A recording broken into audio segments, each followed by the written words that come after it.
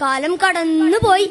ഒരു ഹജ്ജ് വേള ബനു കുലൈ ഗോത്രത്തിലുള്ള സംഘം സെയ്ദിനെ കണ്ടുമുട്ടുകയും തങ്ങളുടെ സുഹൃത്ത് ഹാരിസിന്റെ പുത്രനാണെന്ന് തിരിച്ചറിയുകയും നാട്ടിൽ വിവരം അറിയിക്കുകയും ചെയ്തു.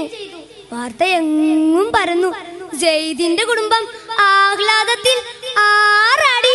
എന്നേക്കുമായി നഷ്ടപ്പെടുമെന്ന് കരുതിയ തങ്ങളുടെ പൊന്നുമോനെ തിരിച്ചു കിട്ടാൻ പോകുന്നു. അധികം താമസിച്ചില്ല. സെയ്ദിന്റെ പിതാവ് തന്റെ സഹോദരനെയും കൂട്ടി ഉടൻ മക്കയിലെത്തി. എവിടെയാണ് മുഹമ്മദ്? അയാൾ ആളുകളോട് അന്വേഷിച്ചു. ആര്? അല്ലമീനോ? പള്ളിയിൽ കാണാം. അവർ മറുപടി പറഞ്ഞു. ഹാരിസ് നബി സല്ലല്ലാഹു അലൈഹി വസല്ലമയെ അന്വേഷിച്ച് വിശുദ്ധ ഹറമിലെത്തി. ഓ മക്കയുടെ നേതാവിന്റെ മകനെ, എന്നോട് കരുണ കാണിക്കണം. ഞാൻ എന്റെ മകന്റെ കാര്യം ഉണർത്തുന്നതിന് വേണ്ടിയാണ് ഇങ്ങോട്ട് വന്നത്.